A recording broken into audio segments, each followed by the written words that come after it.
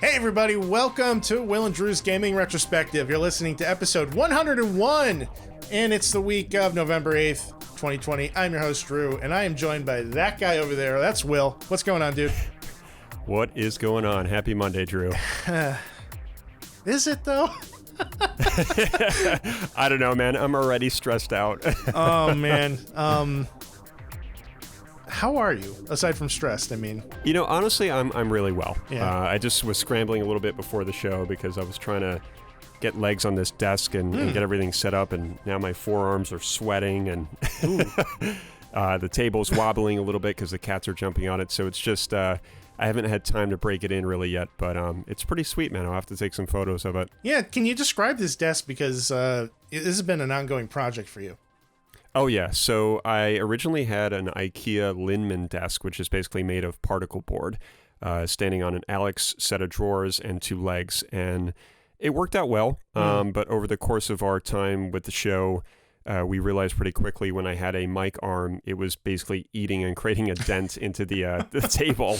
And I didn't really realize until later on. So I then eventually wanted to build this studio desk that I found online. It didn't go well. The build was way more complex than I really ever imagined. And it was just becoming just very, very frustrating. So out of frustration, I ended up buying this crazy 6-foot by 3.5-foot butcher block table, which is basically meant for a kitchen countertop. Right. Bought it from Lowe's. And it's just absolutely gargantuan. And I'm at it right now, and I'm still trying to digest like how large this fucking thing is. Yeah, we have a completely different backdrop for you. Last week we had the office with the the punch board. What the hell they call those things? Oh, the cork board. The cork board. Or the bulletin board. Yeah, so you had the bulletin board behind you with the web address scribbled on it in pen that we couldn't read. And this week we have a luxury bed with cats on them. Oh, yeah. You Yeah, know? this is our kind of bedroom area, and it's totally new. Like, the lighting's not so great. Had to turn a lamp on. I've got this new mic stand, which I kind of quoted was a mic on a stick, because that's literally all it looks like. Like, when I hold it, it just looks like I'm holding some kind of crazy baton or like a weird drumstick. It's odd. But hey, like, my posture is great because it's exactly where it needs to be, and it's not propped up on a box anymore. So, And you're not like hunched over it anymore either. Like previously you would be kind of hunched down like this. Cause I I'd mean, be you're hunched. like, you're what, 6'4", 6'5"? Yeah, I'm 6'4", so I'm basically a basketball player, and to have this mic be positioned correctly was always a challenge. The box worked, but it just wasn't exactly level, and this is actually perfect. So Right. I'm thoroughly enjoying it. All right, cool. Outside of that, how are you, man? You know, I'm doing well, man. Outside of the stress of everything that I just explained, I'm pretty excited for today's show because we're just going to be kind of waffling on about some next-gen content, what we've been playing, and just kind of go from there. So it'll be pretty interesting. What about you, man? How are you? This has been a very wild week for me. So basically, my wife and I are in quarantine at the moment. We had gotten word that a few people that we were near about a week ago were testing positive for COVID. So we immediately canceled all of our plans, went and got tested, and we're both waiting for the results back. Neither of us are symptomatic, so I'm feeling good about the situation as much as possible. I'm just worried about my friends and their family, because some people that I'm very close to are sick right now, and hopefully it all goes well. I'm not a religious man, but I do think about them quite a bit. So, No, of course, that's completely understandable. yeah, outside of that, the election. You're right. Which, you and I don't really discuss politics on the show very well, but we're both very politically vocal in our private lives. And it is a huge weight off of my shoulders. I'll just leave it at that. Yes, likewise. So I'm glad that we can kind of look towards a bright future. And Agreed. Other than that, man, I've just been... I don't know. I've been pulling double duty as IT tech and photographer, and trying to squeeze some game time in between. I'm still on my quote unquote vacation. waiting for the Xbox Series X to be delivered to my grubby little paws tomorrow. And I've been watching that tracking number, and that fucking thing hasn't moved an inch since Wednesday. Oh my God, that's maddening. Oh my God, it's like, you have it. Just give it to me. Just give it to me. Yeah, exactly. But all that said, you know, I'm very fortunate to be able to sit here and talk about video games with you tonight, man. Yeah, no, absolutely. Mars just jumped on this table. I got to figure out how to get it to stop wobbling. I think it's just because it's literally like a football field. Yeah, and it's also new. Like, this is the first night that you've had it in the room, right? Yeah, it's been in the garage for what seems like an eternity, just constant sanding and, protecting and more sanding and then flipping it over and doing the same thing. So it's been a long time coming. Drive-by catting in progress there. Oh, yeah. I wouldn't be surprised if we're going to see a lot of them tonight. That's okay, man.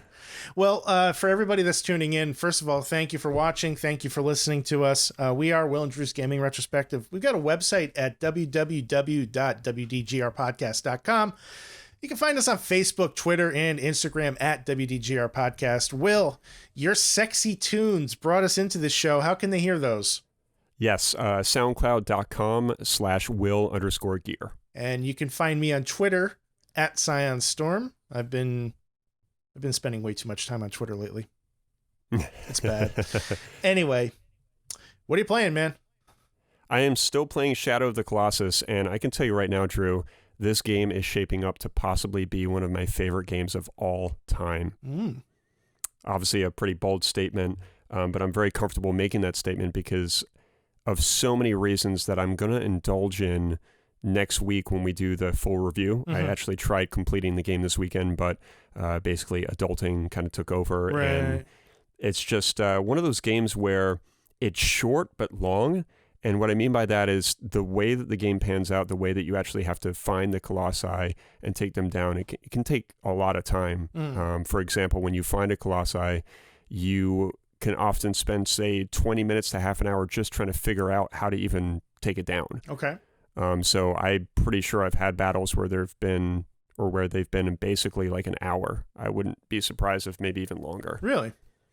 Yeah. At least it feels that way. And it's just because you have to find these sigils on their body, basically weak points. And if you don't really understand how to get to them, or you don't understand how to get to the first one, it can be very time consuming. Okay. But that doesn't mean that, it's not shaping up to be an all-time favorite of mine. So that's awesome, man. I'm really excited to hear about your final review. It's been a while since we've had a Will's review. Yes. Yeah, it's definitely a WCG, Will's cool game. And I'm very excited to finish it. It could possibly get finished tonight. We'll see. I'm pretty sure the wife wants to watch something with me after the show, and I still have to eat, so it's debatable. But it's going to be completed this week, and I'm very excited for the review. Very cool, man. I'm glad to hear that. Yeah. Where have you been playing? I've been kind of bouncing around a little bit. I've been trying to finish up Dead Space. I'd like to get that put behind me before I disconnect my Xbox One and move it into the game room and put the Xbox Series X in the living room. I'm pretty close to the end. I'm in the last chapter, chapter 12, and I gotta say, I talked a little bit about it last week. This game really has held up extremely well, considering it was released in 2007 or 2008.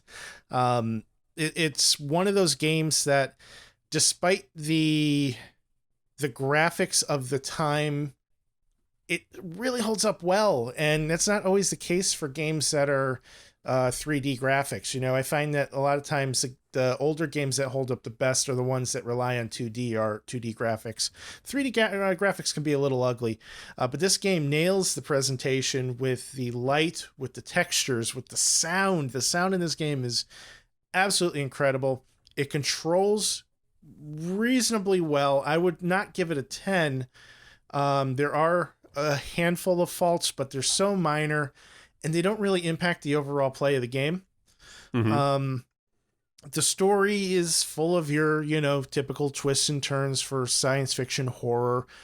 Quite frankly, nothing huge there that, most people probably haven't already seen in other movies, but, it's executed well. They do a great job world building and coming up with this religion that just falls into this trap of an alien origin, I guess you could say. And Mm-hmm.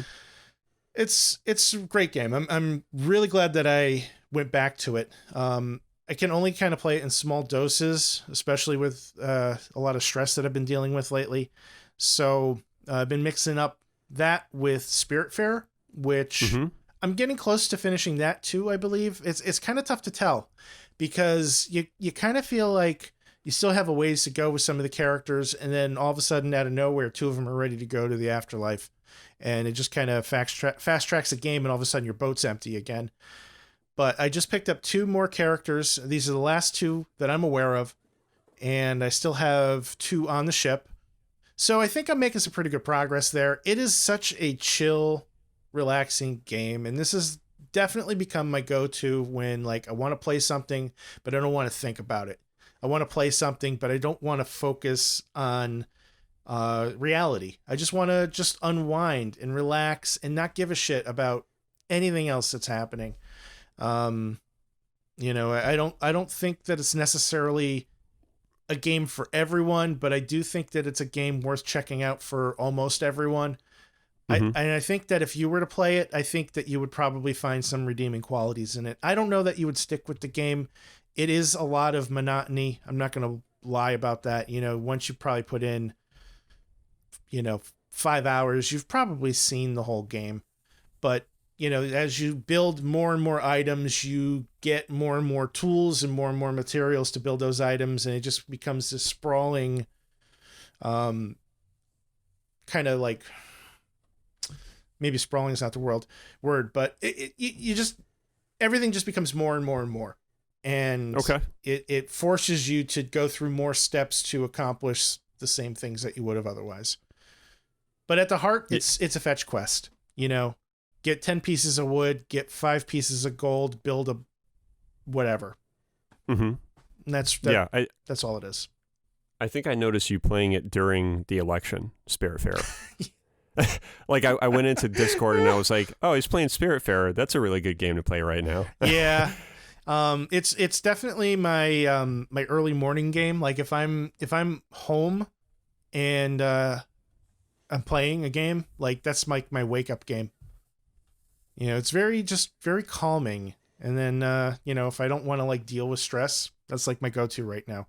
But I'm almost done with it. I really don't think I have too much more left to go, and I'm on a fast track here to get all of the characters quests completed.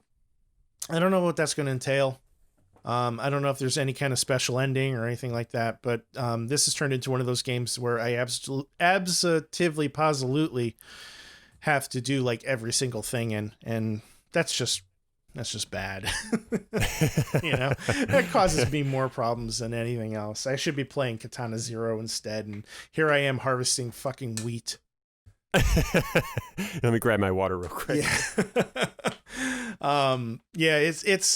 It's been interesting, but I'm glad I found it. I'm glad I've been playing it. I'm really glad it's on Game Pass. I don't know that I would have bought it otherwise, and I think that's one of the benefits of Game Pass, especially with the amount of indies that they've been bringing to the table. There's a lot of games that I'm kind of like, oh, this is really cool, but...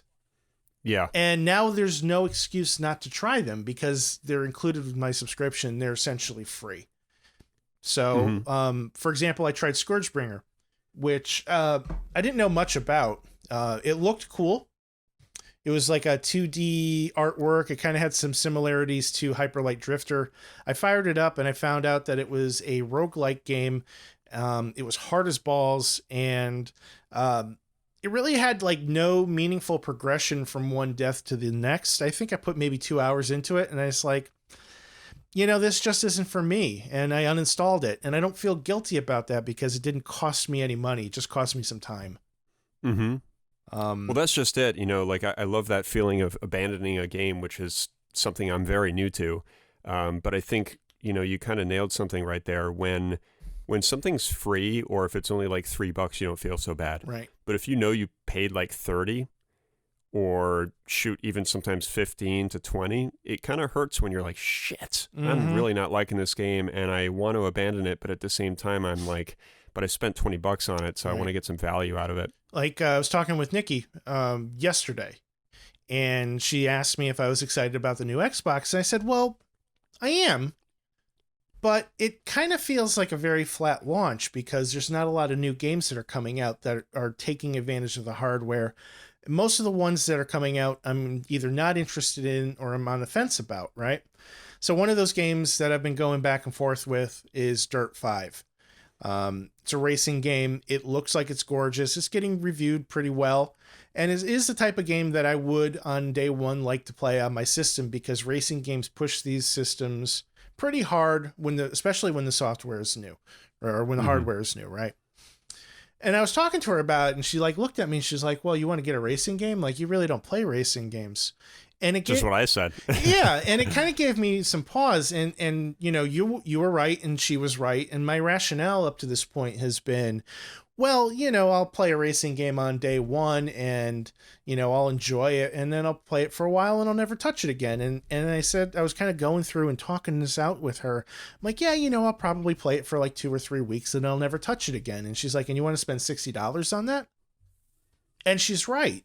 Yeah, it's like the cold hard truth that you don't want to hear. Kind of, yeah. So I was kind of going back and forth about whether or not I should pre-order it. I chose not to. I think what I will do is either wait for a sale on Black Friday or wait for the game to drop in price when it will inevitably be somewhere in the $20 to $35 range, and I'll pick it up then. Which is kind of sad because now I don't have a brand new day one game that's going to be sitting on my shelf. Now there's some Game Pass titles. Tetris Effect is coming out day one. Gears Tactics is coming out day one. I'll probably play that, although I have played that on the PC, so it's a little hollow. You know what I mean? All these games that I'm going to be playing on day one, I either already have access to right now, or I've played some variation of them. And, as far as launches, this feels a little weak. And I get it. 2020 is a weird year. We're lucky that the systems are even coming out. But it does ring a little hollow. It does. And perhaps that's where we should segue into this conversation. I mean, I am in complete agreement with you. I was kind of thinking about this today when we were reviewing topics, and obviously I'm kind of shooting for the PS5 here, and my thoughts really haven't changed. After all of these videos and all this content that we've seen, the whole white glove anti-static unboxings and reviews of the systems which are coming out as well, I don't really feel that much different. I'm still super excited, but I'm excited about Demon Souls and I'm excited about like a DualSense controller and the novelty of owning the system day one. But outside of that, I'm like, it's, I wouldn't say I'm being cynical or kind of like a Debbie Downer about it. It's just, it's so early right now to understand like the roadmap for these consoles. And, it's hard to get really excited when the launch titles are, as I've said before, very launchy. Right. I mean, I feel like this generation for both systems is quite a bit different, not just because of the pandemic, but also because both systems are carrying over immense backwards compatibility libraries, right? This is Sony's first time really diving into backwards compatibility wholeheartedly. Almost every PS4 game is going to run on the PS5, and obviously Xbox, they've been kind of moving in this direction for a long time. So with Game Pass and backwards compatibility, I think then if you're going like on paper, the number and quality of games that you have available to you on day one, I mean, we've never had launches like this before. Like, this is incredible. But if you're looking for that day one experience that's going to feel next generation to you, I don't think we're going to see that coming out of the games. We're going to see that coming out of the hardware and the software running in the system itself. The sheer speed of loading times, I think, is just going to break people. Think about when you're playing Shadow of the Colossus. Now, I have not played that version of the game, but I have to imagine, like, when you go in, you start the game up. If you're not going in from a quick resume, it probably takes a minute to load up the world. It does. So, it does. And like, what are you inclined to do during that time? Most of us grab your phone, flip through it, see if there's any, hot new Instagram posts or anything new on Reddit or whatever, Yep. or maybe you get up, you go get yourself a glass of water, you come back, it's still loading. We're not going to have that option anymore. And that's a wonderful thing. It is so cool, but it's also a little scary, You're right. You're absolutely right. In a lot of these videos, they're saying things like, I can load this or I can do that. And within a matter of a second, you've got Miles Morales right where you left off with him. Totally. So it's cool. Yeah, I think you make a good point. There's a nice break period that I think we're used to as gamers in between those loading screens. It kind of gives us a moment to reflect or think, okay, how am I going to do this with, a boss or whatever it is? So to take that away and make it so instantaneous, I think it caters to our instant gratification needs, but at the same time, it might be robbing us of some of that interim time that we sort of subconsciously value. Well, I'm just laughing because you're... Yep, this is what he does. He's like, look at my tail, bitch. I mean, think about games that use the loading screens as tutorials, right? There's a ton of games that will bring up a loading screen and you have a tooltip on the bottom, like how to run, how to dive, how to do this, how to do that. And those loading screens are no longer valid. They're no longer existent. Like I remember somebody was saying, I think it was Red Dead Redemption 2 is one game that gives tips. And I think The Witcher 3 was another one. And those screens, they're gone before they even appear. Mm-hmm. So that is one way that I think developers are going to have to readjust and rethink the way that they're presenting their information to the player. Maybe something that they wouldn't have baked into an in-game tutorial. Now they have to go in and just rethink the whole situation. Mm-hmm. Yeah, no, totally. It's going to be interesting, man. Like I said, I'm not too sure how I feel about this whole instant everything. It might be really neat and handy and convenient, but I don't know, man. I really kind of cherish those moments with a loading screen sometimes. And I really haven't played that many games where loading screens are unbearable. Agreed. I know a lot of people have said things like, oh man, this so-and-so game, like the loading times are just insane. I haven't experienced that. I don't think really ever. I probably have, but not for a long time. There have been a couple games where the loading screen to get into the game is pretty atrocious, but once you get there, it's not so bad. I think a good example was Anthem. The loading screens on that could be pretty lengthy. But that game was a kind of a disaster too. Just want to throw it out to the chat too. If anybody is tuning in to us live on Twitch and you have any opinions on whether or not loading screens are a good, a bad thing, or any comments at all, just drop us a note in the chat and we can discuss them here. Will, you've seen, I'm sure, a number of reviews for the system and some of the games at this point. Do you have any concerns? Are they kind of touching on topics and questions that... It's going to be a lot of cat dumping tonight, man. It's adorable. It's adorable. Any concerns that you may have had that are either brought up by the review or alleviated by the review? I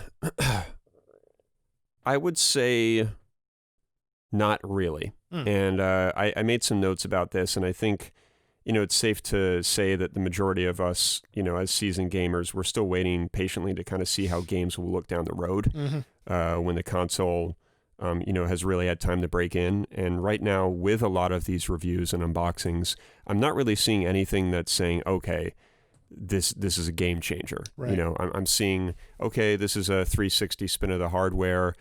This is what they're saying about the SSD and transferring games from your PS4 to the PS5. Mostly stuff that I knew already. Even the UI itself looks really sharp. It doesn't look that much different, which I'm okay with. I would say, if anything that stands out the most, and it seems to be for the majority of folks that have had their hands on the system already, is definitely the DualSense controller. It seems to be a huge topic right now because all of this haptic feedback and everything they've implemented in the controller itself, I think is really wowing people and exceeding people's expectations. That controller does look really, really cool.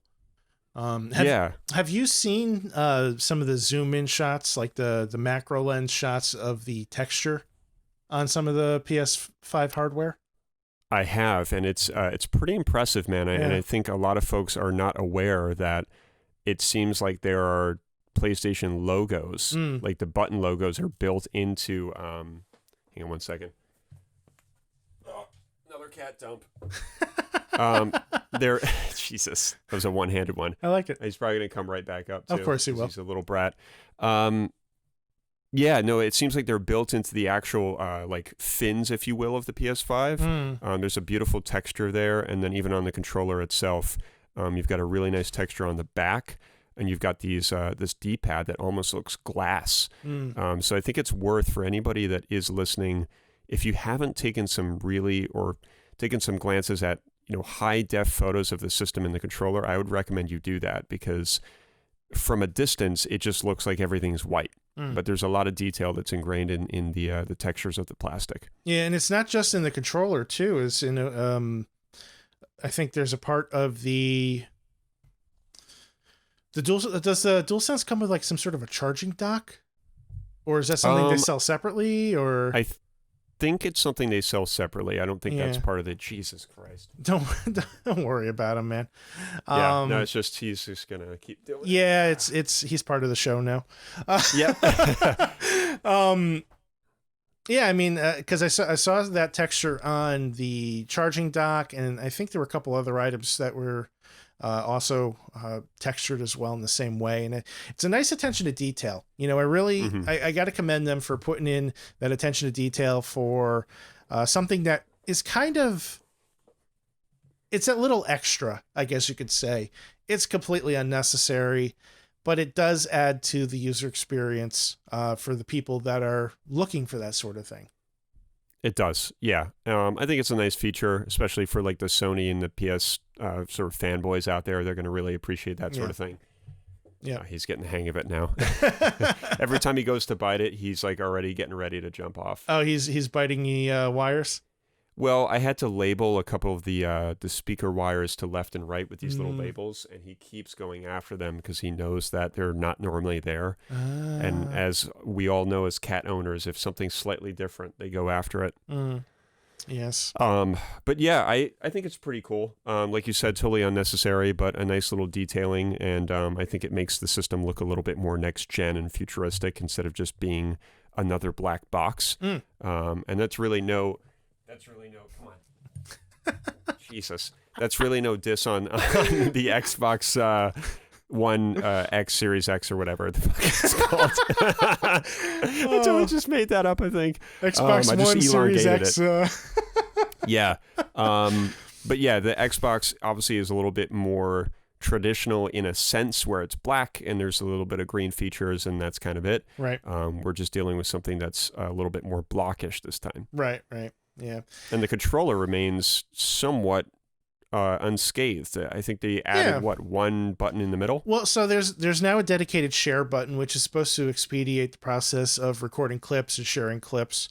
I've heard some people say that's absolutely unnecessary. I personally find the process of recording clips to be hell at this point, because you have to press the guide button, then you have to make sure you're in the right menu, and you have to hit either X or A, whether you want to take a screenshot versus recording the clip. This is just kind of it's a shortcut. Yeah. So I will probably at the very least try it out initially, see how I like it. And if it makes the process of recording and sharing clips a little smoother, I'll probably start using it more regularly. But up to this point, basically once they took away the Kinect functionality and I upgraded to the One X and I lost the use of the Kinect in the first place, I stopped recording clips. I used to be able to just shout it at my screen and be like, Xbox record that, and it would be like, okay, done. And now I can't do that anymore. But so the button, yes, that is there. But from what I've heard, so the D-pad is different. They took the circular D-pad from the Elite controller, and they made that into the new controller as the only D-pad that's available, rather than being able to swap out between the two. I'm not sure how I feel about that yet. It wasn't a button that I used very often on my D-pad for my Elite. I preferred the regular 4-way D-pad, but I think this is a better choice for anybody that's playing fighting games. we'll have to wait and see how that feels in my hand. And then, if I'm not mistaken, they did some stuff with the texture of the grips. So it isn't like, it isn't just a carbon copy of the original. They have changed it up a lot. But they definitely took the approach of, hey, we've been working on this controller since the Xbox, with the S controller, right? Mm-hmm. We've done a couple of revisions. We really like this. It's not broken. Let's not break it further. And not to mention, if I'm not mistaken, the new controllers are backwards compatible with the Xbox One as well. So they're kind of keeping everything reusable. Like, I don't have to go and buy another controller to work with my new system. I have 4 or 5 sitting in a basket up there that I've bought from my Xbox One, and that came with the system, or I've bought with the system, separately. Those are all going to work. So if we have a game night, God forbid this pandemic ever comes to an end, we have a game night and I want to pass around controllers, I don't have to worry about it and say like, oh, geez, Will, can you bring your Xbox controller? And you're like, well, I don't fucking have an Xbox controller. Uh-huh. Well, you can't play. No, that's not a problem. I have controllers. So. No, that's nice. It's good to have that fallback. Yeah, I mean, like, it just seems like they've really tried to include as many of their existing player base as possible this time around, and I really appreciate that. Yeah, they've been very thoughtful with a lot of things. I got to hand it to them. Yeah. I have concerns about the size of the unit. I'm not entirely sure where I'm going to put it in my entertainment center, although all the reviews seem to indicate it's a lot smaller than was originally thought. I think basically once the PlayStation 5 was shown next to it, a lot of people like kind of calmed their fear and realized it's not so bad. But what else is there? I'm trying to think if there are any other concerns. Not really. I mean, what do you think about, this is actually another one.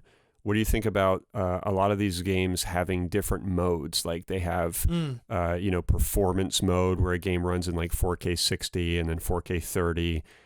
Does that concern you? Because I know the PS4 Pro, I think, had some of those kind of options as well. And I think that it concerns me a little bit because I think that these games should be running at 4K 60 locked no matter what, because that's what I think is next gen. So to have some of these modes, like Demon's Souls has it, I'm pretty sure there's 30 and 60, 4K on both, and then one's a performance mode and one's something else, and Miles Morales has it as well. Right. I mean, I think they're kind of leaning a little more heavily into the PC side of things with this. These are the sorts of options that PC gamers have had since day one, really, with focusing on, graphical clarity versus speed. And I have games that are, 15 years old that were offering those sorts of options. So this is nothing new on the PC side of things. It's important to consider that, both of these systems are built to take advantage of 4K 120 frames per second. That doesn't mean every game is going to offer it, but they're built to do it. So, for example, Dirt 5 has a performance mode that will, I don't know what they're calling the mode, but it will do 4K 120. Yes. My TV is not capable of doing 4K 120. It's capable of doing 1080p 420 or 420, 1080p 120, but it's not capable of doing it at 4K, right? So I have other options now when I play that game to choose whether or not I want to go for the graphical crispness or the speed. And for some people, they may rather have the speed. Some people may rather have that crispness. And it might be one frame getting dropped here, one frame getting dropped there. But being able to have that option, I think, is really important, especially when you're taking into consideration the difference between the Xbox Series X and the Xbox Series S. They're two vastly different consoles.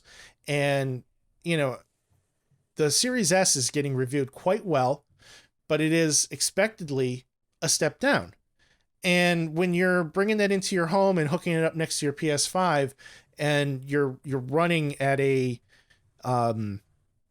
same frame rate but at a lower resolution, I think that's pretty impressive considering the cost of the unit, Yeah, No, I agree. I think that it's kind of what I said before. You know, we're so early on right now that maybe some of these earlier games are going to have more of those features, and then later on we're going to see games that are just true native 4K 60 locked, no Right. performance options, and if they're there, it's probably going to be to turn them down versus turning them up or down. I think we're always going to see the option in most games to do 4K 60 or 4K 120. And that's going to be all dependent on your TV. I don't know how the PS5 is handling it. I know with the Xbox One, there's a mode in the settings where it knows what kind of TV I have just based on what is connected by HDMI. So I don't have to set anything. I plug it in and I go into those settings, and it's like, I could do this, I could do this, I can't do this. And it just goes down the list with either a check mark or a red X. And it's going to be the same way on the Series X. When I get that, I'm going to plug it in my TV, and it's going to be like, all right, you can't do 4K 120. We're sorry.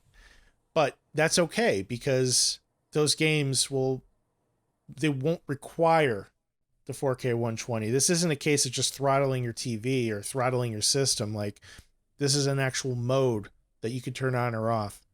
And I appreciate the option. And I hope that there's a way for me to kind of set the option as a default once I do get that, 4K 120 capable television, which might be for, a couple years down the line.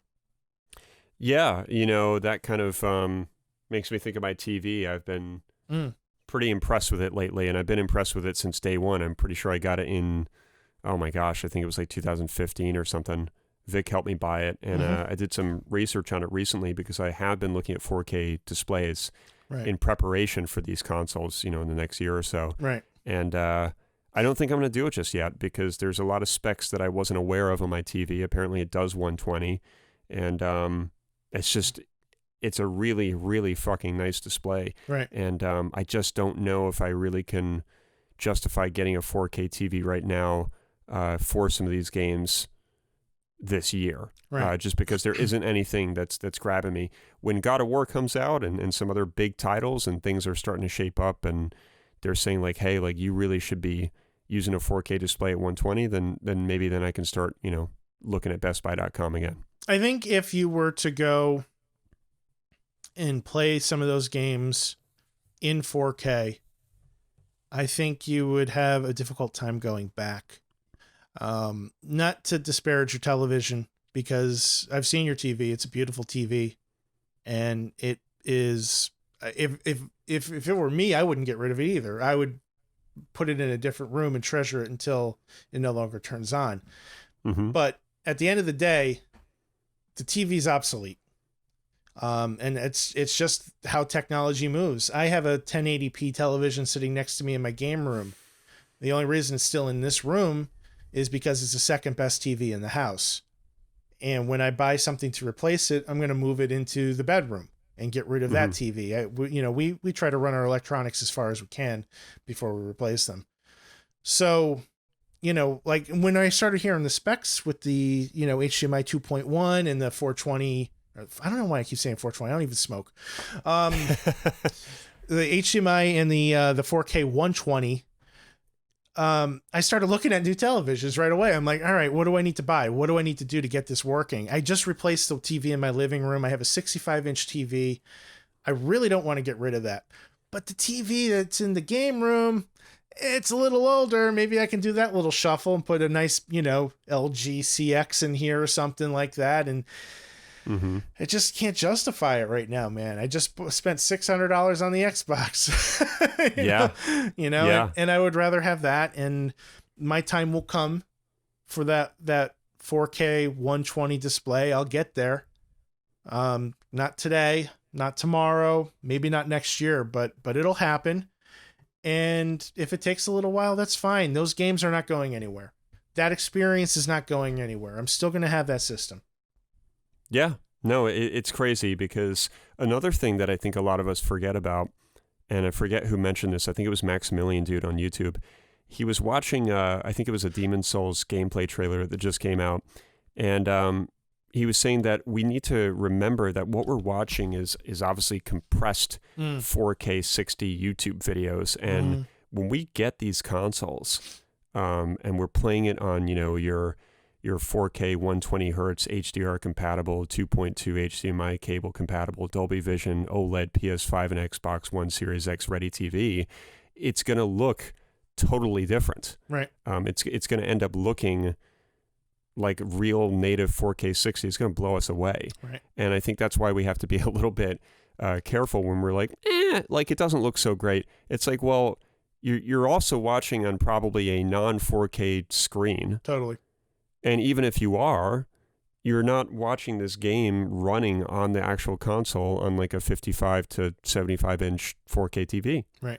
And I think that you're going to get a totally different image, literally, and a mindset from when you see something live, essentially. Absolutely. I'm super excited to see some of the games that I know intimately well get that patch to bring it up to the Series X level. I know Doom Eternal's getting one. As much as I have some mixed emotions about that game, I will probably fire it up and see what that game looks like running on the Series X with the Series X updates, because that's going to be impressive. And another game that I've been strongly considering is Control, which I never finished, and I always wanted to. But that game really struggled, even on the One X, to kind of run at its best. There were parts of that game that were just kind of literally slowed down to a crawl. And I feel like that's a bad example, because I'd have to actually purchase the game again. Remedy decided to basically force players to purchase the Ultimate Edition, which, if you want to get that upgrade, well, you're going to have to buy that version of the game. And that sucks. Like, that really disappoints me. But, if the price is right, maybe I'll do it. I don't know. Yeah, it's just, it's weird, man. It is kind of weird. It's so weird that, like, for the first time in maybe ever, we have an opportunity to look at old games in a new light, in a way that we never have had that chance to before. Well, what's kind of crazy, dude, is as I'm sitting here and we're having this discussion about, these systems, without kind of going off topic, I mean, I wouldn't say it's really off topic, but we've had such a shit year. Mm-hmm. And then all of a sudden it's like new consoles. And then we're like, oh, okay, I'm really depressed, but now I'm excited. Mm-hmm. So the timing is just so bad in a way. Right. And, it's nice to have some positive, we can kind of return to our normal sort of electronic ready lives and focus on something different than the election and hurricanes and murders and all this kind of crazy stuff. But I think right now there's probably a lot more than just you and I that are having a hard time getting truly excited about what we're seeing. And it's not just for the fact that there's bad launch titles or there's not great launch titles. I think it's the year mixed with that. Well, I think to kind of to confirm your point, right, and to kind of bring it to light, friend of the show, Dave, right, he's getting his very first Xbox this week, right? He's never had an Xbox, any Xbox, until this generation. Mm-hmm. And it was kind of a purchase that he did out of spite, because he tried to get a PS5 and he couldn't with that shit show of a pre-order launch. Yep. And then the day that the Xbox Series X and S went on sale for pre-orders, his hot water heater blew up, and he was dealing with the stress of that, plus, all the other stresses that he had going on. And he was like, fuck it. I was thinking about getting an Xbox Series S anyway. Let me see what I can do. And he was able to get one. He was able to get a pre-order in. And he's kind of had like this guilty feeling ever since. And I'm like, dude, like, just go with it. You're going to have fun. You need this. Like, you need this. Mm-hmm. And, yeah. and I think that rings true for anybody that was lucky enough to get one. This has been a really difficult year. And yes, the launch is weak, but like tomorrow morning, man, I'm going to wake up. I'm going to pull my entertainment center out. I'm going to disconnect my Xbox One. I'm going to wipe down the entertainment center. I'm going to move it into the GameStop. I'm going to wipe down all the stuff in the GameStop and move the Xbox Series X or Xbox One into that shelf. I'm going to hook it up. I'm going to hook up my Xbox One X to my 1080p TV. Hell yeah. It's going to look like shit. It's going to be great. And then I'm just going to wait. I'm going to wait for FedEx to show up. And they fucking, what a day. They fucking better show up, man. We had discussed whether or not I was going to do an unboxing video. Nope, I'm not going to do that. I'm going to hook it up. I'm going to play it. I'm not going to record that. I don't want to spend the time. Yeah, it's been a long time coming. And, it reminds me, and I really hope this doesn't happen. I'm sure it won't. But whenever you're waiting for something really special in the mail and that particular service does come, but they give you a different package. Something else that you ordered. So, for example, it might be an umbrella off of Amazon. Oh shit! I gotta check. And you're like, wait. Why is the package so small, sir? Sir, go back in the truck. Well, you have to check. I know. We're getting the delivery for the Xbox through FedEx. FedEx doesn't usually come to the house unless it's very specific. So, if I see a UPS truck pull up or I see an Amazon truck pull up, I'll know. It's not game time yet, but if I see a FedEx truck, it's gonna be like the ice cream man. I'm gonna be running down the street after him. I'm looking forward to it. I mean, like, look, I've been going back and forth with you about some pros and cons with it and my concerns, but at the end of the day, man, I can't wait to play. I can't wait to have the experience because I think this thing, just the speed of it is really gonna blow me out of the water, and the ability to swap between multiple games at a time with a mere button press, like that's so freaking cool. So yeah, it's gonna be fun. I'm sure I'll have a lot to say about it in the Discord room and possibly even on my Twitter page. So if you're listening to us, come on by the Discord room, chat with us about the Xbox, chat with us about the PlayStation 5. We'd love to have you on board. Yeah, no, I think you again nailed it, man. We nitpick now, and we have our qualms with certain things about the systems, but at the end of the day, when your hands are on that thing and it's yours, it doesn't matter if you're playing a Resogun or pinball. You know, you're still going to be excited about it. And, what was it? Bug Snacks is the new one they're dropping? Yeah, I still can't take that seriously. I can't. Anytime somebody says it, I just think of like some daytime Nickelodeon kid show, and I'm like, I'm done. There's a review for it. Have you watched it yet? I haven't seen it. No. Come on, man. I know Jimmy keeps saying like Bug Snacks. It's totally like, a WCG. It's a WCG. It's a Jimmy's cool game. It's a JCG. Oh man. I know Jimmy's going to hear that. He'll appreciate it. I hope so. He's a Nintendo dude. It's kind of like a Nintendo-y kind of game, in my opinion. Are those shots fired? Yeah. Yeah. Oh man. A nonchalant, yeah. You know what's kind of sad in a way, though? I'm pretty sure my first game that I'm going to play on this thing is going to be fucking Tetris. Oh, well, obviously.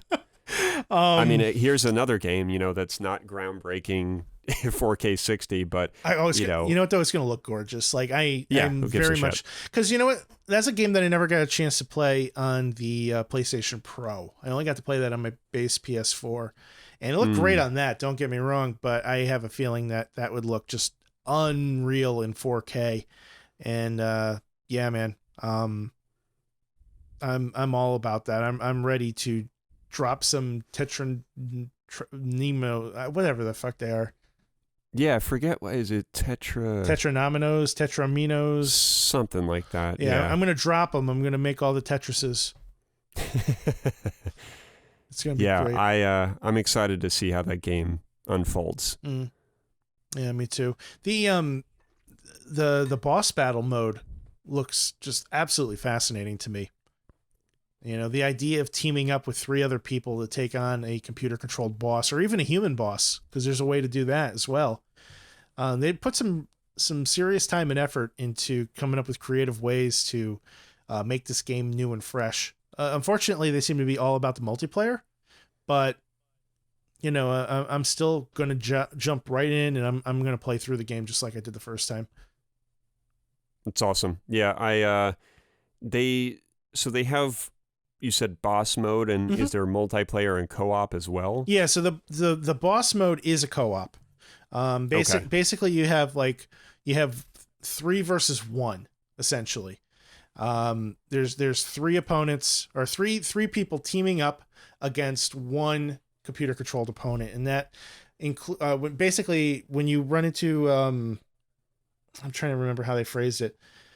There's parts where all 3, so each person has their own separate board, and then there's a way to trigger it so that all 3 boards come in and combine to make one large board, and you take turns dropping pieces. It's kind of like when you go into focus mode in the original Tetris Effect.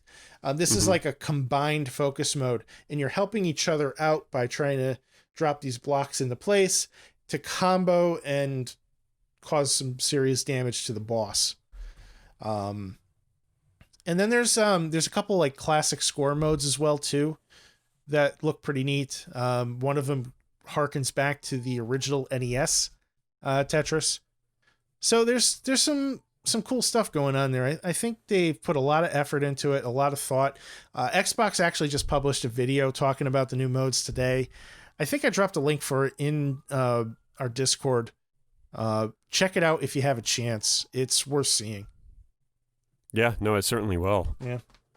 I have sirens happening behind me. Yeah, I was listening to that, and I was like, oh man, what is going on? Maybe the neighbors murdered each other again. I don't know. Well, anytime I hear them, I always get kind of like slightly concerned. I'm like, I wonder what's going on. Yeah, me too. It's a pretty quiet neighborhood over here, so it's I'm definitely that nosy neighbor. It's terrible. Peering out the window with the lights off. Yeah. Yeah. Cracking the little the Venetian blinds. Yeah, what's going on over there? Yeah. But yeah, it's tomorrow's going to be interesting. Tomorrow's going to be interesting because for those that are listening to the audio version of this, we're recording on Monday the 9th, so theoretically I'll have this in my hands tomorrow, Tuesday the 10th, and then this episode will drop on Wednesday the 11th for the audio group. Yeah, I'm excited to for tomorrow evening to kind of hear your thoughts, get some photos, yeah, and just kind of overall chat. And it's going to obviously be a blast, kind of firing up the mics on Monday of next week, for the review and to discuss your initial thoughts on this thing. Yeah, we're gonna have a lot to talk about next week for sure. Oh yeah, this thing I guess is a fingerprint magnet, so I'm pretty sure I'm gonna wear gloves when I'm hooking it up. When you're playing it. I might do that too, but like I have like latex gloves, so I'm pretty sure I'm just gonna grab a pair of those and throw them on. So if I take any photos and you see like a blue hand in there, then you'll know why. Oh man, yeah, it's gonna be interesting. One other thing real quick too, Xbox announced today that they are including a free month of Disney Plus with Game Pass if you have never subscribed to Disney Plus before. For me, that's not the type of thing that I really give a shit about, but is that something that you think may help move the needle for Game Pass users? I mean, it adds some value, I guess, right? It adds some value. I know Disney Plus is home to The Mandalorian, correct? It is. Which I know is a pretty popular show. Yep. The Mandalorian is worth checking out. And there's going to be a number of Marvel TV programs as well, too. WandaVision looks like it's going to be pretty good. So, but no, that's not out yet. There's no date for that as of yet, as far as I'm aware. But it's nice. It's nice to see them trying to bring stuff to Disney Plus, though, or not just bring stuff to Game Pass. Excuse me. New ways to kind of reward the subscribers for having it, and I think it's a nice touch. I don't think that it's going to sell subscriptions, but it does make me feel like, all right, that's cool. Yeah.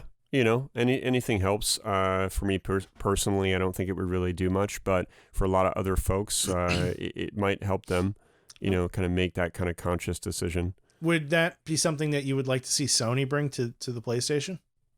I think so. Right now, when I think of what PS5 is doing, I'm just thinking about what they've announced, which is just basically PS Plus features, obviously the games, but I don't know if they have any other incentives besides giving away all of those PS4 classics on PlayStation Plus. Yeah, I mean, like, which is great. It's a great incentive. I mean, I'm actually kind of excited about it because I'm pretty sure there's some titles that I could benefit from having. There are. But I don't know. I'm sure they're going to do something else. It's just a matter of when, I guess. I'm kind of curious to see if there's any longevity with those two. Like, are they going to pull the plug on that program after a little while? Do you have to stay a member of PS Plus to have access to those games, or are they just given to you? What kind of restrictions are there? Are they going to add to the collection?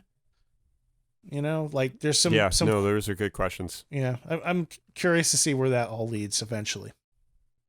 Yeah, no, so am I. But I would like to see Sony doing some more Xbox type incentives that I think that we haven't really seen them do really at all. Yeah.